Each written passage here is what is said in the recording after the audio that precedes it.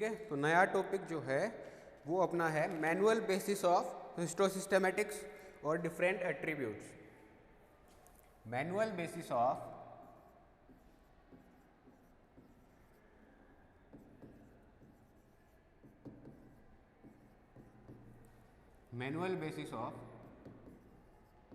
हिस्टोसिस्टेमेटिक्स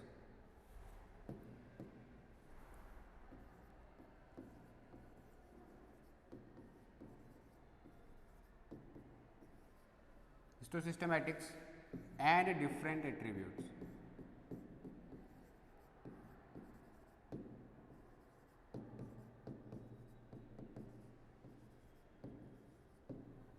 ठीक है, मतलब जो हिस्टोसिस्टेमेटिक्स है, जो हम सिस्टेमेटिक्स पढ़ रहे हैं, ठीक है, हिस्ट्री और सिस्टेमेटिक्स जो हम पढ़ रहे हैं, ठीक है, तो वो उसके लिए जो मैनुअल बेसिस कौन सा है, कौन से बेसिस पर हम जो है सिस्टेमेटिक्स के स्टडी कर रहे होते हैं, सिस्टेमेटिक्स को और ऑर्गेनिजम्स को डिवाइड कर रहे होते हैं, ठीक है, उनको एक सिस्टेमेटिक वे में जचा रहे होते हैं। ये जो है वो कौन से कैरेक्टर हैं जो इसमें यूज़ में आ रहे हैं, उन सब की स्टडी हम इसके अंदर करने वाले हैं। ठीक है, उनके बारे में जानने वाले हैं, उनके बारे में देखते हैं बात क्या है। तो किस लिए पढ़ रहे हैं ये वाली बात अपन? To find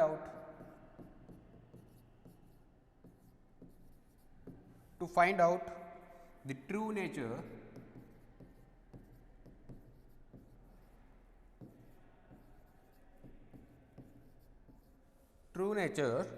of an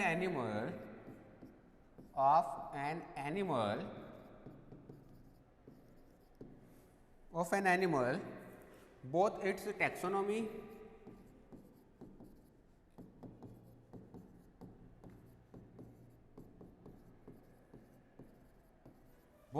taxonomy and systematics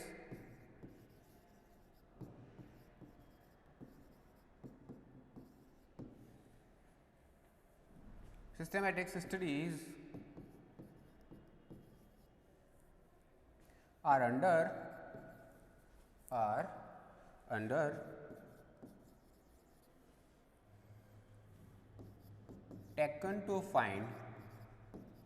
undertaken to find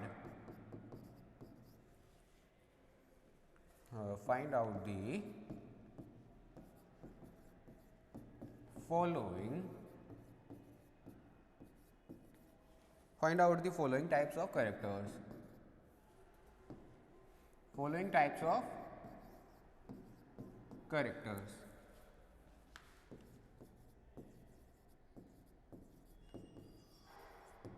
following types of characters को स्टडी करने के लिए ना हम ऑर्गेनिज्म के जो है टैक्सोनॉमिक और सिस्टेमेटिक्स दोनों टाइप की स्टडी कर रहे होते हैं। Systematic study and taxonomic study, दोनों टाइप की स्टडी हम कर रहे होते हैं।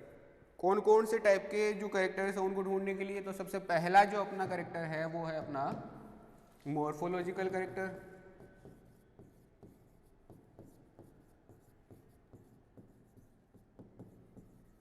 मॉर्फोलॉजिकल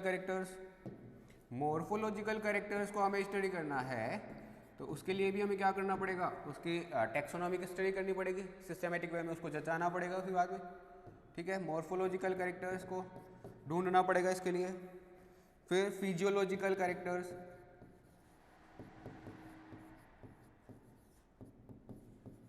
किसी भी ऑर्गेनिज्म को सिस्टेमेटिक वे में जचाने के लिए पहले मॉर्फोलॉजिकल कैरेक्टर्स, फिर फिजियोलॉजिकल कैरेक्टर्स,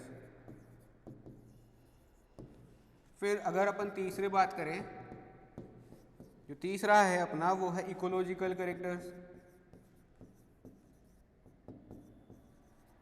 इकोलॉजिकल कैरेक्टर्स हो गए। फोर्थ अपना हो गया इथोलॉजिकल कैरेक्टर्स।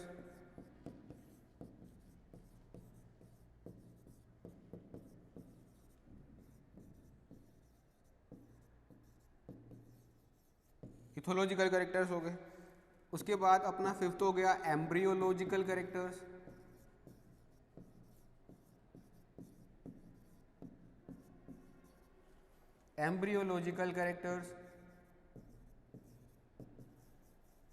ठीक है, और लास्ट हो गया अपना ज्योग्राफिकल कैरेक्टर्स।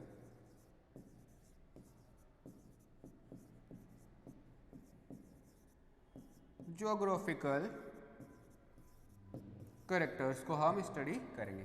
ठीक है, तो ये जो है सारे के सारे कैरेक्टर्स को हम स्टडी करते हैं। किसी भी ऑर्गेनिज्म को टेक्सोनोमिक स्टडी करने के लिए, उसको सिस्टमेटिक वे में जचाने के लिए हम जो हैं डिफरेंट टाइप के कैरेक्टर्स को स्टडी करते हैं। जैसे कौन कौन से हो गए अपने मॉर्फोलॉजिकल कैरेक्टर्स। ठीक है, सबसे पहले तो उसके मॉर्फोलॉजी से रिलेटेड जितने भी कैरेक्टर्स हैं उनकी स्टडी की जाएगी। फिर फिजियोलॉजिकल कैरेक्टर्स, फिजियोलॉजी से रिलेटेड जितने भी कैरेक्टर है उनकी स्टडी की जाएगी। इकोलॉजिकल कैरेक्टर्स मतलब ऑर्गेनिज्म का एनवायरनमेंट के साथ इंटरेक्शन और साथ के साथ में अपनी स्पीसीज एंड अदर स्पीसीज के जो ऑर्गेनिज्म है, लिविंग ऑर्गेनिज्म, उनके साथ में इंटरेक्शन, उसकी स्टडी की जाएगी। इथोलॉजिकल कैरेक्टर्स जो बिहेवियर दिखा रहे हैं वो उस बिहेवियर की स्टडी। एम्ब्रियोलॉजिकल कैरेक्टर्स, एम्ब्रियोलॉजी से रिलेटेड जितने भी कैरेक्टर हैं उन सब की स्टडी। एंड ज्योग्राफिकल कैरेक्टर्स जहाँ पर वो रहते हैं उस हैबिटाट से रिलेटेड जितने भी कैरेक्टर है वो सारे उन सब की स्टडी हम करते हैं। ठीक है, तो ये वाले कैरेक्टर्स जो हैं इनकी स्टडी करते हैं। एक एक को देखते हैं अब अपन। जैसे मॉर्फोलॉजिकल कैरेक्टर्स में हम क्या क्या देखते हैं, तो सबसे पहले अपन बात करें मॉर्फोलॉजिकल कैरेक्टर। सबसे पहला अपना हो गया कौन सा वाला, मॉर्फोलॉजिकल कैरेक्टर।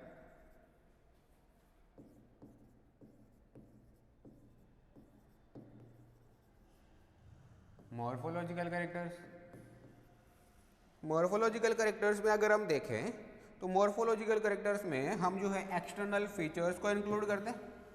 एक तो पहला तो हम क्या इंक्लूड करते हैं, एक्सटर्नल फीचर्स को। दीज आर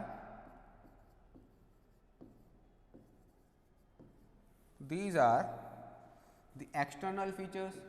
जो मॉर्फोलॉजिकल कैरेक्टर्स होते ही क्या है, जो एक्सटर्नली हमें दिखाई देते हैं वो ही सारे क्या है, morphological characters. These are the external features.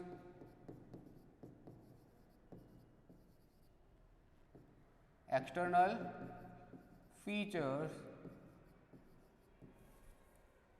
ये सारे के सारे क्या है, एक्सटर्नल फीचर्स हैं। ठीक है, related to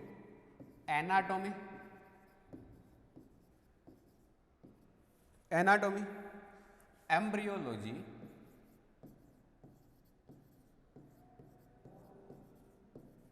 embryology, karyotype,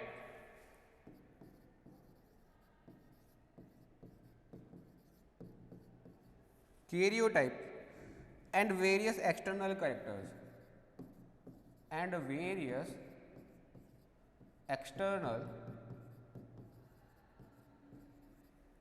characters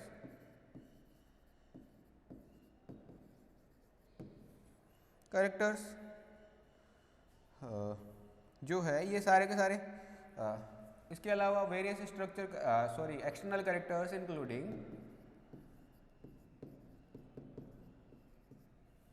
including the structure of genitalia,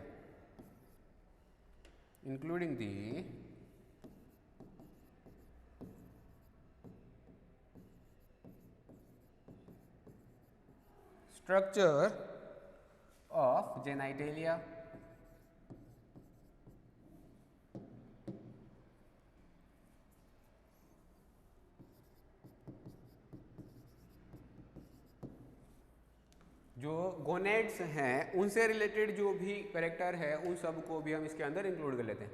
क्या क्या इंक्लूड किया हमने इसके अंदर, मॉर्फोलॉजिकल कैरेक्टर्स में अगर हम बात करें तो एक्सटर्नल फीचर्स होते हैं। एक्सटर्नल फीचर किससे रिलेटेड, एक तो एनाटॉमी से रिलेटेड, जो भी ऑर्गेनिज्म की एनाटॉमी है उसकी आंतरिक संरचना है उससे रिलेटेड जितने भी एक्सटर्नल कैरेक्टर्स है वो सारे हो गए।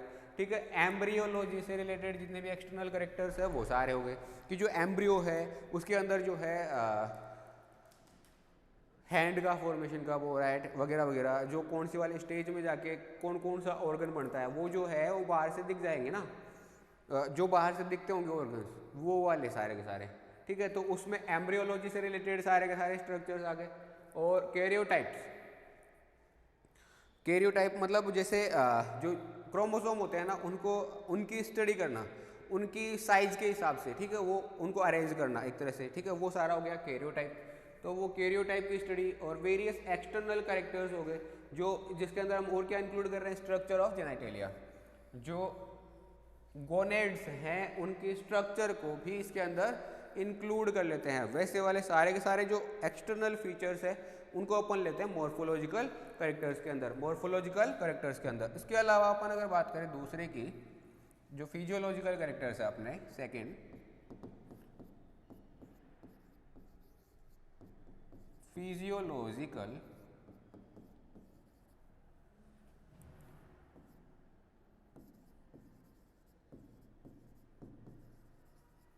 कैरेक्टर्स, फिजियोलॉजिकल कैरेक्टर्स, जो फिजियोलॉजिकल कैरेक्टर्स है इसके अंदर हम क्या इंक्लूड करते हैं, जो मेटाबॉलिक एक्टिविटी से रिलेटेड है, कलर चेंज कर लेते हैं,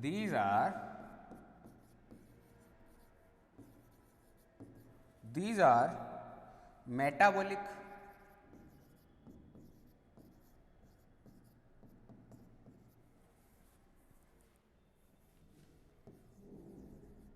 serological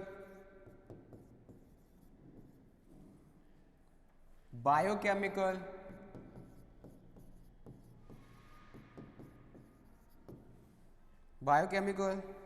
and various secretions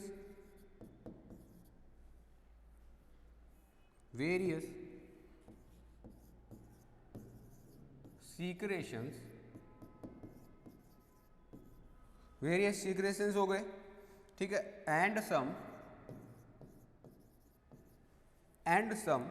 of sterility factors,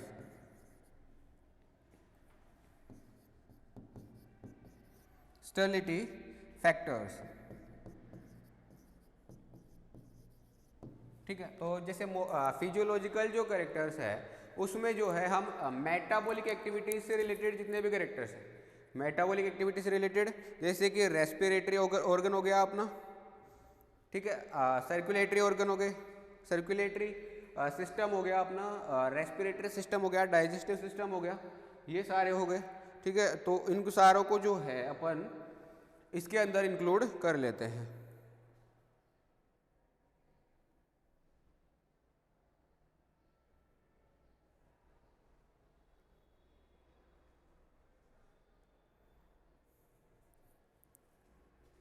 metabolic activities से रिलेटेड जितने भी कैरेक्टर्स हैं उन सबको स्टडी कर लिया, किसके अंदर, फिजियोलॉजिकल कैरेक्टर्स में, जैसे डाइजेस्टिव सिस्टम, ठीक है, रेस्पिरेटरी सिस्टम, और जो अपना हो गया रेस्पिरेशन, मतलब एक्सटर्नल रेस्पिरेशन नहीं, ओनली इंटरनल रेस्पिरेशन की बात कर रहा हूँ मैं, ठीक है।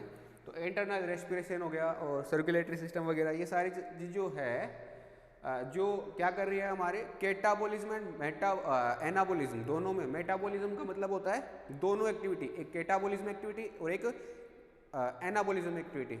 कैटाबॉलिज्म मतलब जो कॉम्प्लेक्स सब्सटेंसेज है उनको सिंपल सब्सटेंसेज के अंदर तोड़ना, ठीक है, वो तो हो गया अपना कैटाबॉलिज्म।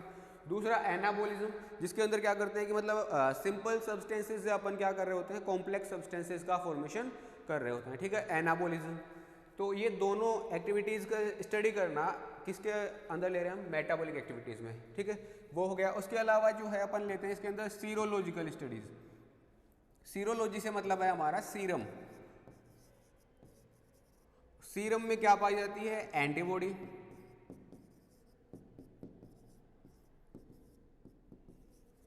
एंटीबॉडीज, ठीक है। तो एंटीबॉडीज में जो एंटीबॉडी एंटीजन रिएक्शन है, एंटीजन एंटीबॉडी रिएक्शन है,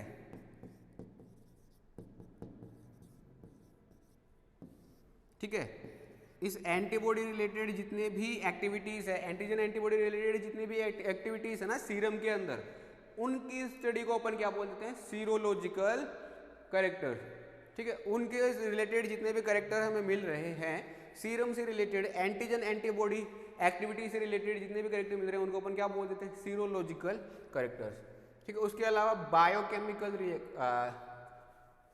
कैरेक्टर्स, बायोकेमिकल कैरेक्टर्स का मतलब जो ऐसे केमिकल्स जो बायोलॉजिकल सिस्टम के अंदर देखने को मिल रहे हैं उनको अपन बोल देते हैं बायोकेमिकल्स, जैसे कि एंजाइम्स वगैरह, ठीक है, एंजाइम्स हो गए, हार्मोन्स हो गए, और फेट, प्रोटीन, कार्बोहाइड्रेट वगैरह, क्या है ये केमिकल्स हैं, तो सारे के सारे क्या है, बायोकेमिकल्स, ठीक है। इन सब की स्टडी करना। वेरियस सीक्रेशंस, जैसे कि अपन ने पहले बात करी ली, एंजाइम्स हो गए,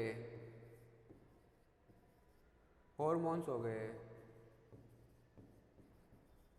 सलाइवा हो गया, म्यूकस हो गया, ठीक है। तो म्यूकस, सलाइवा, हार्मोन, एंजाइम, ये सारे के सारे जो है डिफरेंट डिफरेंट टाइप के सीक्रेशंस है, उन सब की स्टडी करना।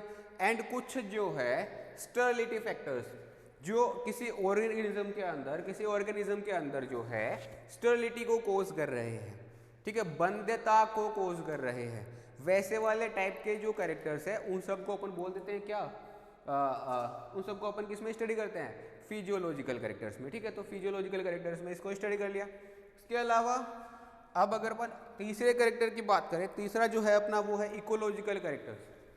इकोलॉजिकल कैरेक्टर्स तीसरा, थर्ड वाले के ले लेते हैं अपन।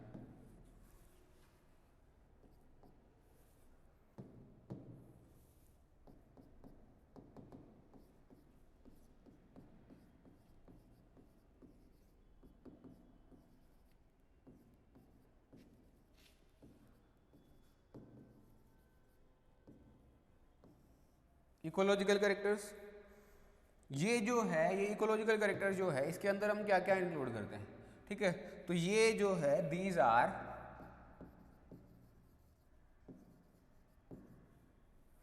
Are food,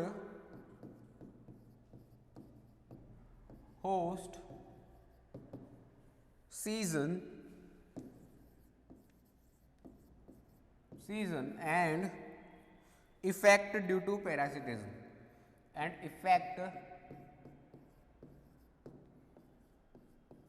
due to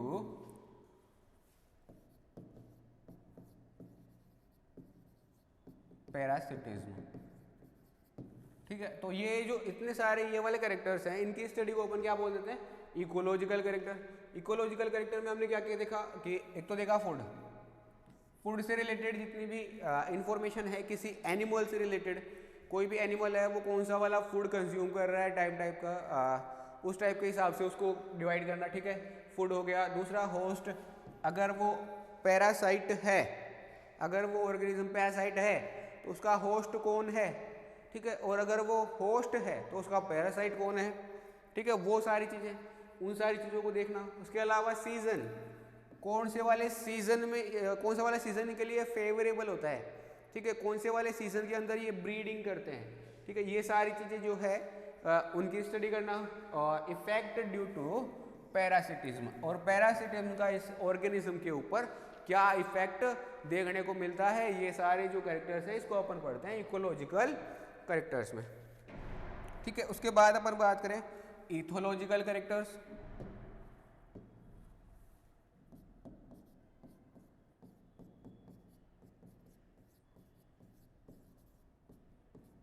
ethological characters,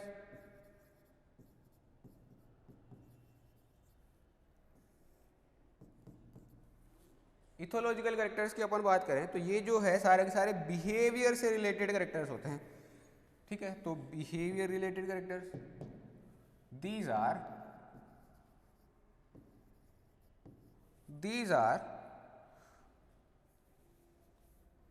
behaviour related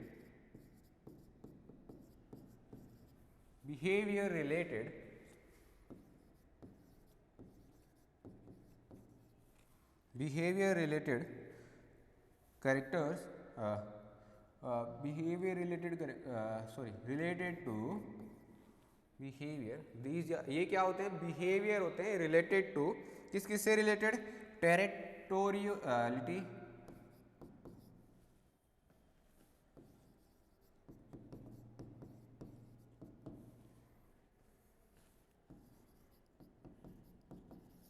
territoriality, ठीक है। और इसके अलावा courtship behaviour,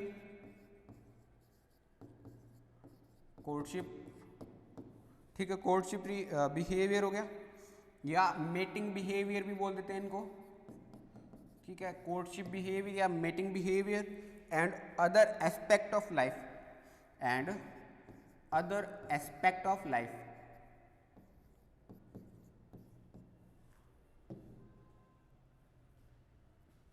aspects of life के जो अदर एस्पेक्ट्स हैं वो सारे किसके अंदर कर लिया हमने इंक्लूड, इथोलॉजिकल कैरेक्टर्स में। इथोलॉजिकल कैरेक्टर्स में हम स्टडी ही किस चीज़ की कर रहे हैं, बिहेवियर की, एनिमल के बिहेवियर की। एनिमल बिहेवियर किससे रिलेटेड, एक तो टेरिटोरियलिटी, ठीक है, जो टेरिटरी है उस ऑर्गेनिज्म की, उस टेरिटरी से रिलेटेड जितने भी कैरेक्टर्स के अंदर पाए जा रहे हैं वो आ गए अपने टेरिटोरियलिटी, ठीक है। कोर्टशिप बिहेवियर या रिप्रोडक्टिव बिहेवियर, और उसके साथ में इसको क्या बोलते हैं, मेटिंग बिहेवियर, ठीक है, वो वाले बिहेवियर आ गए। एंड अदर जो भी लाइफ से रिलेटेड जितने भी कैरेक्टर्स हैं, जो अपनी लाइफ में डिफरेंट डिफरेंट टाइप के कैरेक्टर्स शो कर रहे हैं, ठीक है, वो सारे आ गए इसके अंदर, इथोलॉजिकल कैरेक्टर्स के अंदर इनकी स्टडी हम कर लेते हैं, ठीक है। उसके बाद अपन बात करें अगला कैरेक्टर, अगले की बात करते हैं अपन। अगला जो है अपना वो है एम्ब्रियोलॉजिकल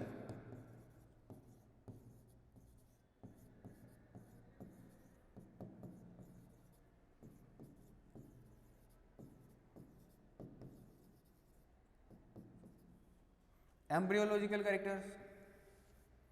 एम्ब्रियोलॉजिकल कैरेक्टर्स, इसके अंदर हम क्या करते हैं, ये जो कैरेक्टर्स है ना, ये कौन से टाइप की इंफॉर्मेशन को प्रोवाइड करवा रहे हैं हम, तो ये प्रोवाइड करवाते हैं, provide information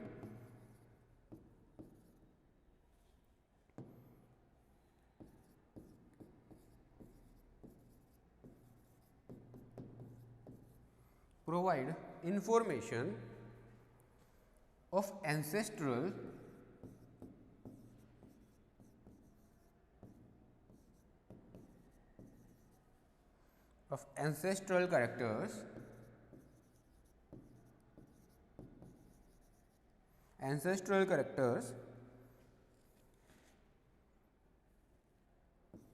and some intermediary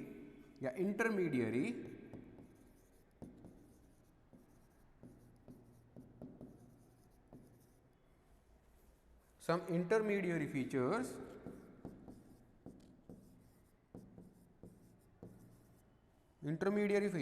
or characters,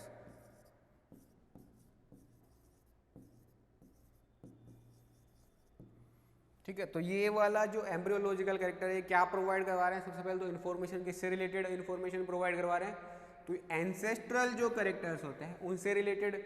जैसे कि हम एक थ्योरी हमने पढ़ी हुई है, ओंटोजेनी रिपीट्स फाइलोजेनी, ठीक है। ये क्या बोलती है थ्योरी की, जो एक पर्टिकुलर ऑर्गेनिज्म का जो डेवलपमेंट है, एम्ब्रियोलॉजिकल डेवलपमेंट है, वो रिपीट करता है कि पूरे के पूरे स्पीसीज का जो फाइलोजेनेटिक इवोल्यूशन हुआ है वो कैसे हुआ है।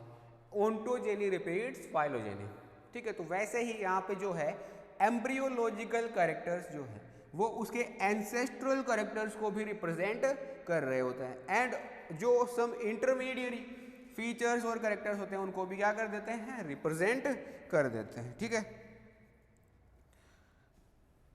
बट ये वाले जो कैरेक्टर्स है ना, characters not exist in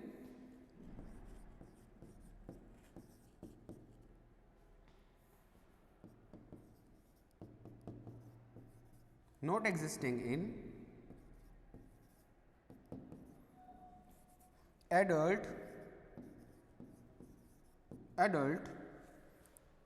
but are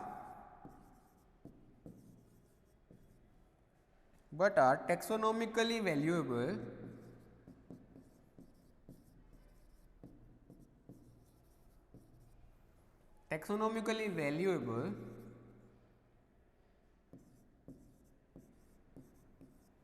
ये जो कैरेक्टर्स है ये एडल्ट में तो नहीं पाए जाते, बट ये जो है टैक्सोनॉमिकली वैल्यूएबल होते हैं, ठीक है। These show many प्लेजियोमॉर्फिक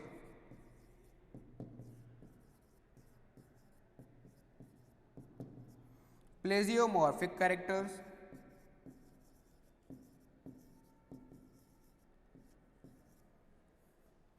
which may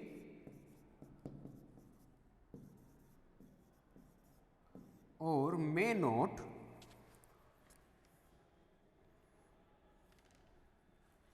may or may note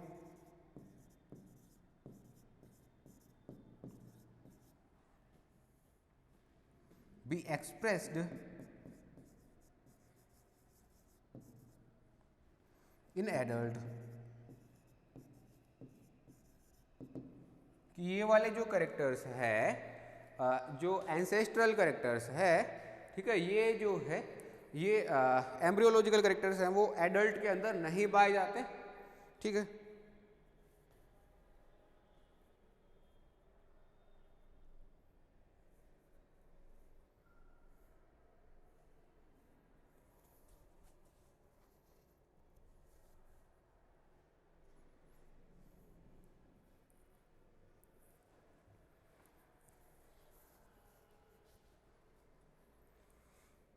ये वाले करेक्टर्स कहाँ नहीं पाए जाते?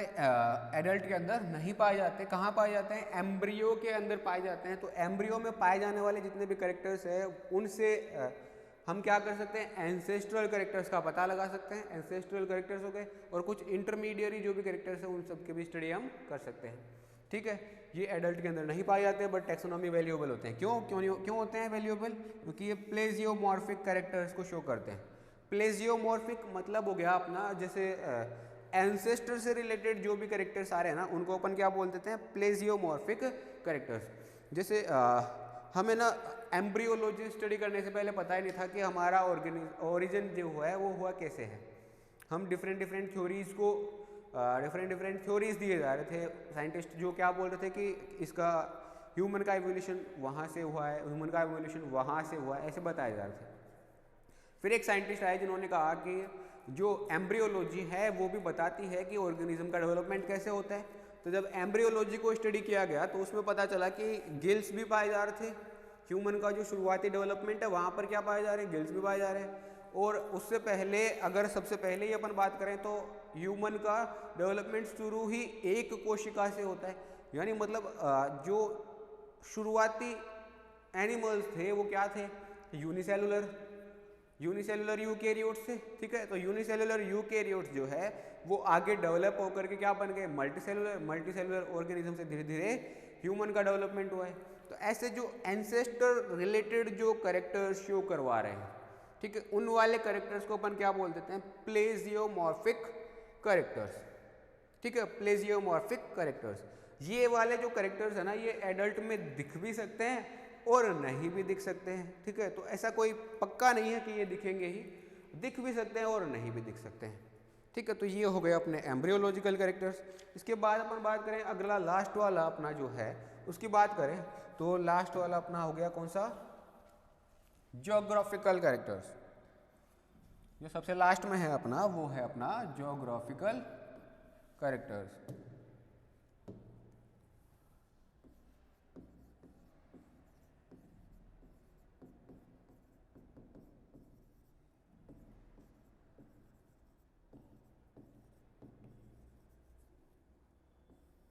Geographical characters,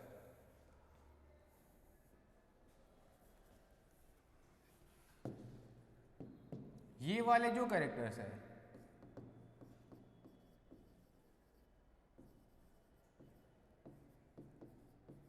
these are the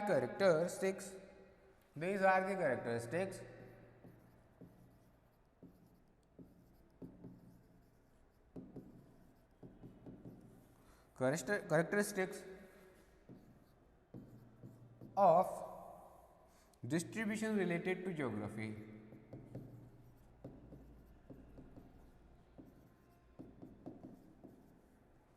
related to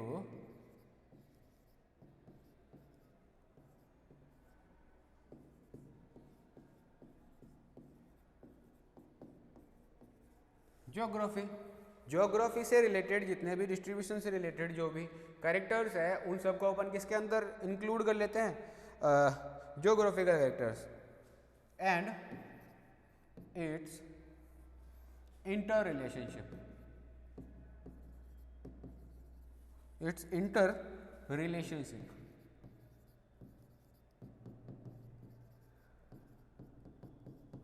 inter relationship जो है उन सब को अपन कहाँ कर लेते हैं इंक्लूड?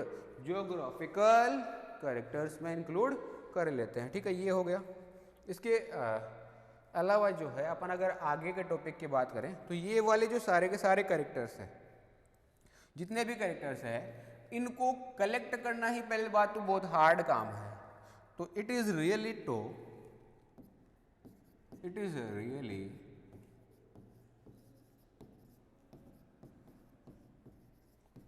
या इसको हार्ड भी लिख सकते हो,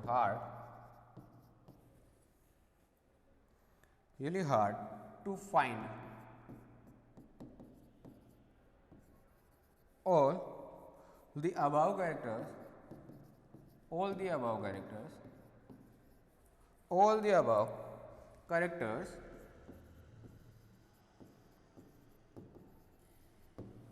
the above characters of a taxon। एक टेक्सॉन से रिलेटेड जो भी कैरेक्टर्स है ऊपर की तरफ दिखाए गए जो हैं, वो सारे के सारे फाइंड करना एक ही बहुत ही हार्ड काम है। इतना इजी काम नहीं है जितना हम समझते हैं कि हाँ ये ऑर्गेनिज्म लिया, उसकी ज्योग्राफी को स्टडी किया, उसके बिहेवियर को स्टडी किया, एक दिन में काम हो गया। नहीं, एक दिन में नहीं होता ये बहुत ही हार्ड काम है, ठीक है। एक दिन में भी हो जाए और ना हो तो बहुत सारे दिन भी लग सकते हैं। बट ये जो है however a diagnostic feature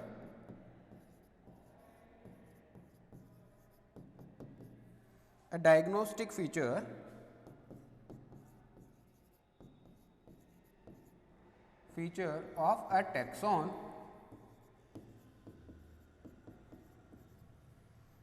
taxon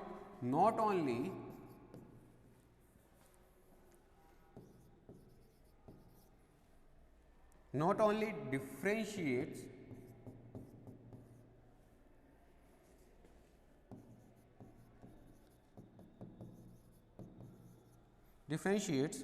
a taxon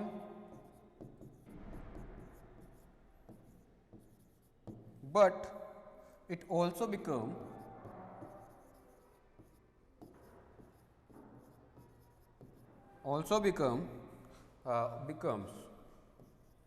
a strong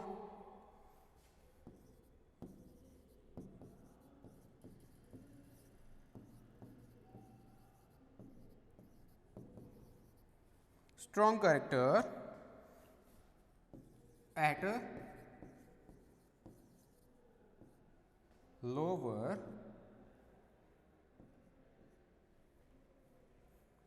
category।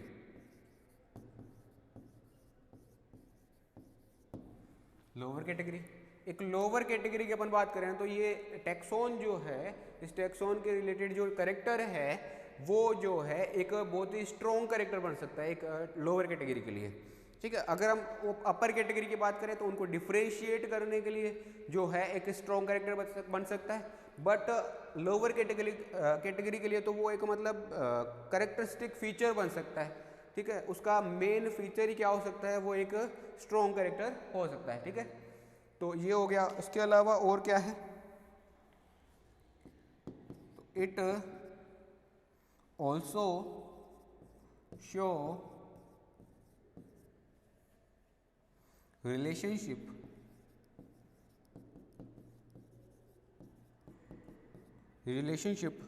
which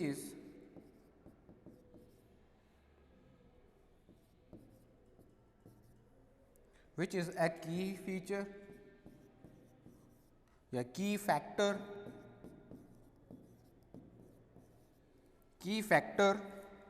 in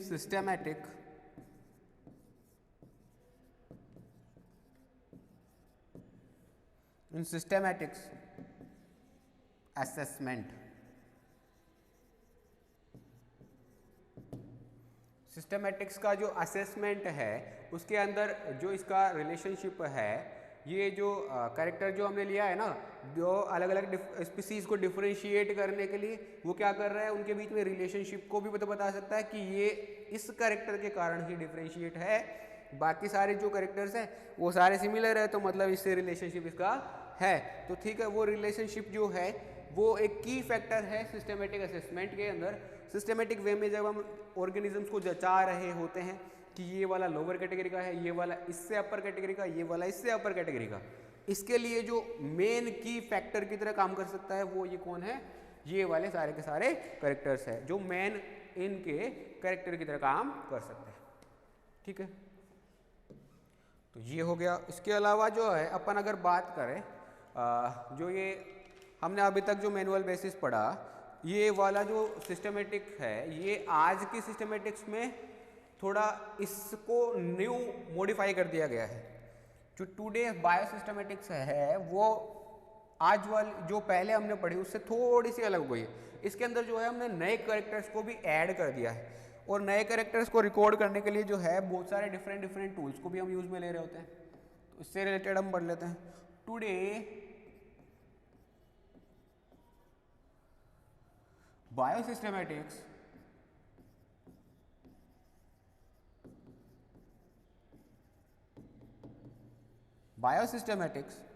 depends on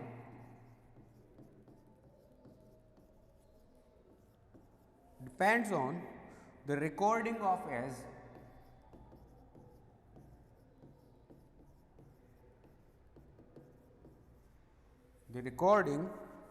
of as many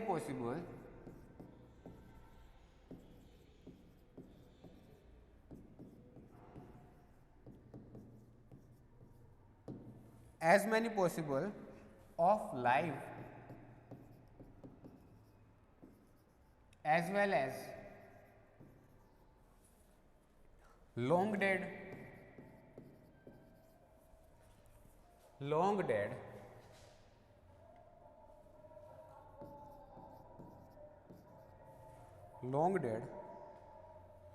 remains of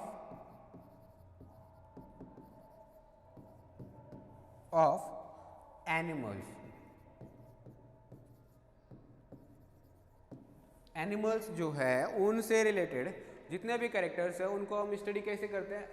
आजकल की जो पहले वाले जो साइंटिस्ट थे वो ओनली लिविंग ऑर्गेनिजम्स को सिस्टमेटिक वे में जचाना चाहते थे, क्योंकि उनके पास में लिविंग ऑर्गेनिज्म से रिलेटेड ही सारा डाटा नहीं था। ठीक है, तो वो अब करे क्या। ठीक है, तो लिविंग ऑर्गेनिज्म से रिलेटेड सारे और जितने भी ऑर्गेनिज्म थे लिविंग ऑर्गेनिज्म उन सब से रिलेटेड डाटा को जुटा रहे थे। बट जब आज के टाइम में अगर देखें हम तो लिविंग ऑर्गेनिज्म जो है वो लगभग हमें पता है सारे के सारे। अब हम क्या करें, तो अब हम जो है जो पहले मर चुके हैं, ठीक है, पहले जो मर चुके हैं ऑर्गेनिजम्स जो अभी एक्सटिंक्ट हो चुके हैं, ठीक है, जैसे डायनासोर वगैरह, तो उनके जो फॉसिल रिकॉर्ड्स हैं वो तो मिलते होंगे। उनको अगर हम खुदाई करके ले लें, ज़मीन से नीचे से निकाल लें और फिर उनको स्टडी करके देख लें, तो जो फॉसिल रिकॉर्ड है उनको भी आजकल रिकॉर्ड किया जाता है। उन सारों को भी रिकॉर्ड करके उनके जितने ज़्यादा हो सकते हैं एज मैनी पॉसिबल, जितने ज़्यादा पॉसिबल कैरेक्टर्स हैं उन सब को हम क्या कर लेते हैं, रिकॉर्ड कर लेते हैं, सारे के सारे को रिकॉर्ड कर लेते हैं। इसी के लिए ना however specific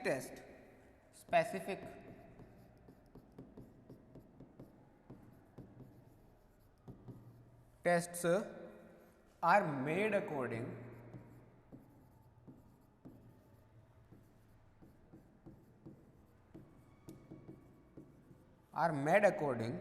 to the nature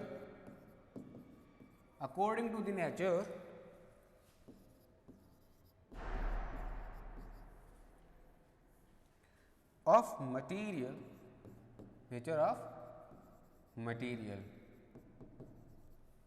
for example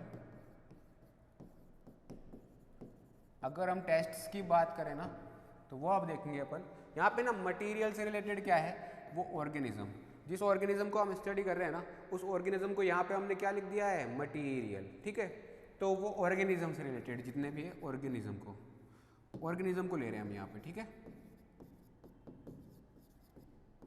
जिस ऑर्गेनिज्म को हम स्टडी करना चाहते हैं उसको क्या बोल दिया, मटेरियल। ठीक है, तो ये मटेरियल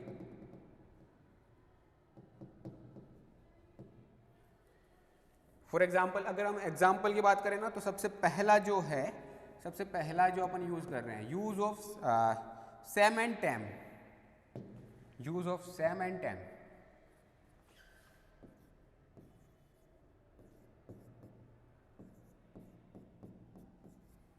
सैम, सैम का मतलब क्या है यहाँ पर?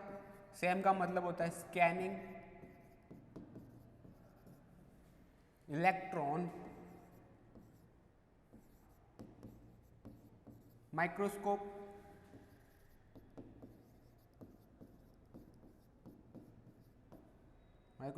And time. टैम का मतलब यहां पे क्या होता है? ट्रांसमिशन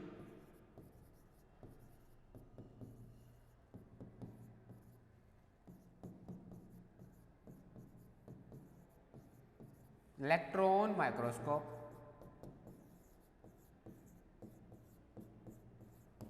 ट्रांसमिशन इलेक्ट्रॉन माइक्रोस्कोप, ठीक है। तो इन दोनों का यूज करना, कौन कौन से का? एक तो सैम का और एक टैम का।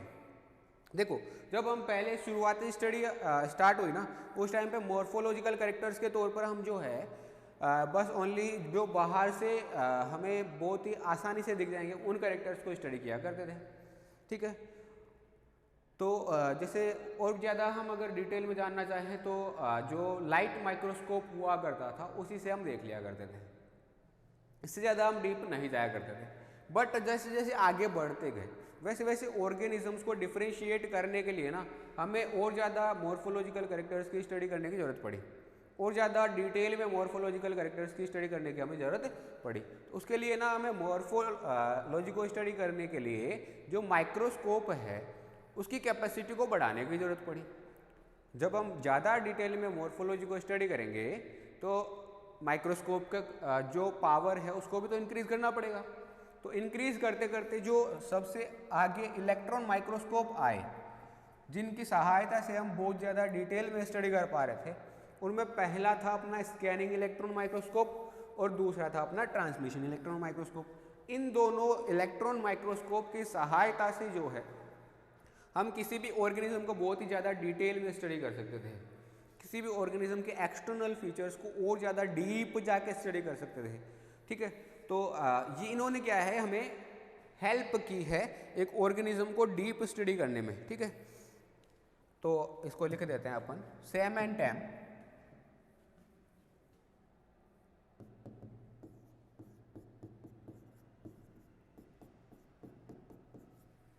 Sam and Tam are used for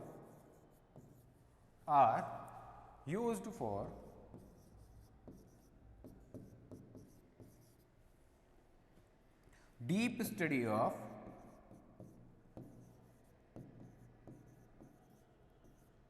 morphological characters,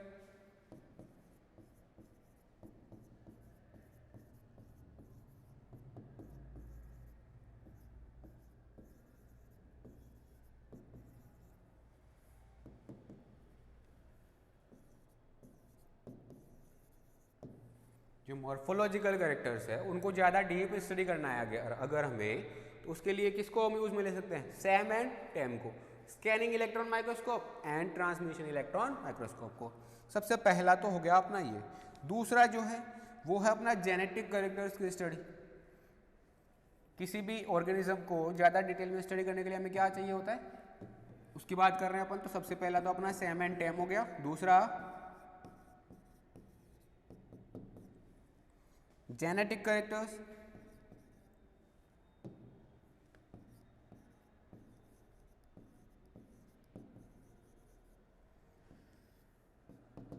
genetic characters हो गए। जो जेनेटिक कैरेक्टर से रिलेटेड स्टडी है, study is important to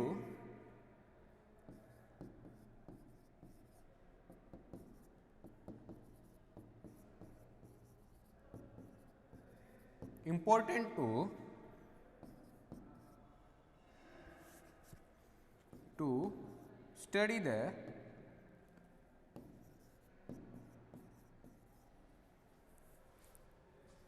genetic changes.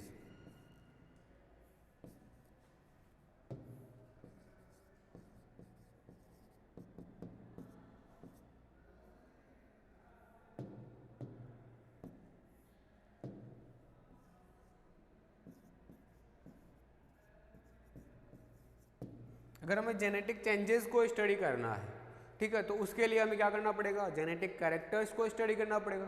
तो जेनेटिक कैरेक्टर्स को स्टडी करना, ठीक है। उसके अलावा अपन अगर बात करें थर्ड जो है वो अपना स्टडी ऑफ बायोमोलिक्यूल्स हो गया, स्टडी ऑफ बायोमोलिक्यूल्स।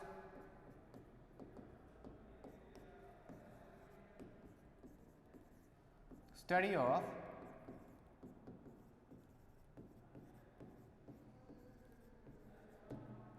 बायोमोलिक्यूल्स हो गया, ठीक है। स्टडी ऑफ बायोमोलिक्यूल, इसमें क्या कर रहे होते हैं हम, बायोमोलिक्यूल्स की स्टडी कर रहे होते हैं।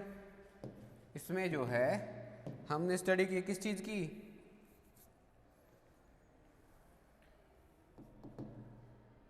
It is the important tool, biomolecules को स्टडी करते हैं इसमें, है ना। और उससे हम क्या कर रहे होते हैं, डिफरेंट ऑर्गेनिजम्स को क्लासीफाई कर रहे होते हैं। It is the important tool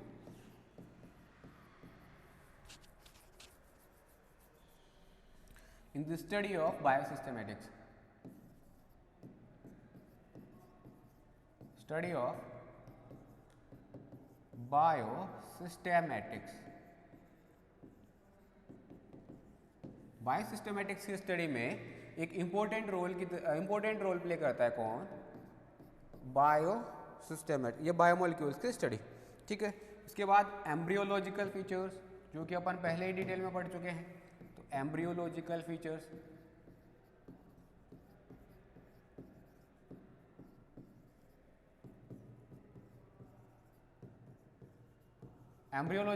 हो गए, ठीक है। और क्या, तो और जैसे अपन बात करें इथोलॉजिकल स्टडी आ गई,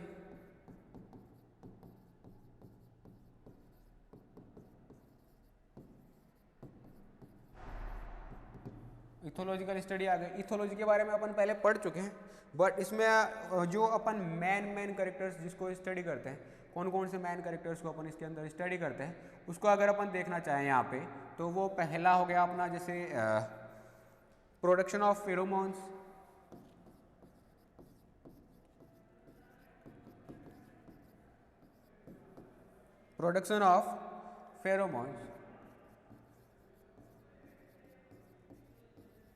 ठीक है। पहला कैरेक्टर तो ये हो गया। दूसरा जो है अपना हो गया साउंड प्रोडक्शन,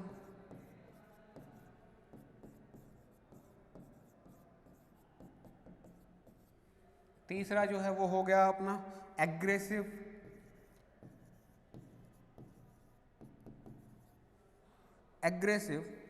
एंड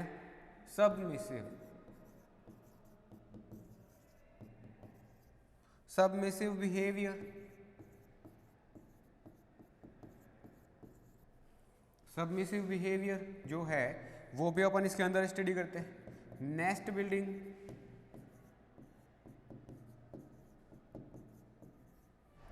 बिल्डिंग, हो गई। इसके अलावा टेरिटोरियलिटी,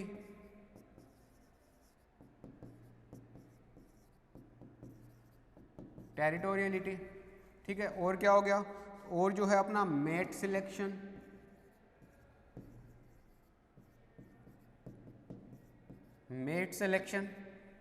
और कोर्टशिप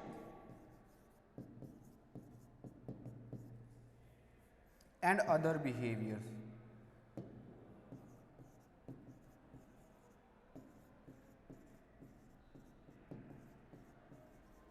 अदर बिहेवियर्स को अपन इसके अंदर स्टडी करते हैं। इथोलॉजिकल जो कैरेक्टर्स है उसके अंदर हम ये वाले सारे कैरेक्टर्स लगभग स्टडी कर रहे होते हैं, ठीक है। इसके अलावा और क्या स्टडी करते हैं, तो अपन और जो है वो हो गया अपना जैसे ज्योग्राफिकल डिस्ट्रीब्यूशन। अगला जो है वो अपना हो गया कौन सा वाला, ज्योग्राफिकल डिस्ट्रीब्यूशन।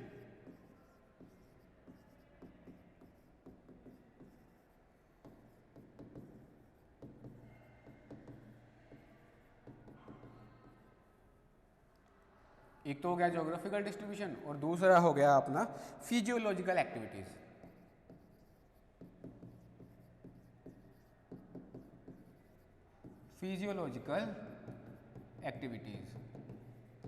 ये सारी चीज़ें जो है हम स्टडी कर रहे होते हैं। इतनी सारी चीज़ों को जब हम देखते हैं तब जा कर के एक ऑर्गेनिज्म के लगभग कैरेक्टर्स जो है उनको हम स्टडी कर पाते हैं। जो आज की जो स्टडी हम करते हैं उसके अंदर हम numerical taxonomy, behavioural taxonomy, molecular, cytological, chemical, chemo taxonomy वगैरह वगैरह जो है, इतनी सारे ब्रांचेस को हम स्टडी कर रहे होते हैं, ठीक है। उसके साथ में ये अपने ज्योग्राफिकल डिस्ट्रीब्यूशन, फिजियोलॉजिकल एक्टिविटीज़ वगैरह भी हम इसके अंदर इंक्लूड कर लेते हैं, जिससे कि एक ऑर्गेनिज्म से रिलेटेड ज़्यादा से ज़्यादा डाटा हम इकट्ठा कर पाएँ। जितना ज़्यादा डाटा हमारे पास होगा ना, उतना ज़्यादा हम अच्छे से उस ऑर्गेनिज्म को क्लासीफाई कर पाएंगे, उसको दूसरे ऑर्गेनिज्म से डिफ्रेंशिएट कर पाएंगे, ठीक है। तो ये हुए हमारी जो आज की बात हुई वो कंप्लीट है, ठीक है। तो आज की क्लास हम यहीं पे एंड करते हैं, ठीक है। Good bye.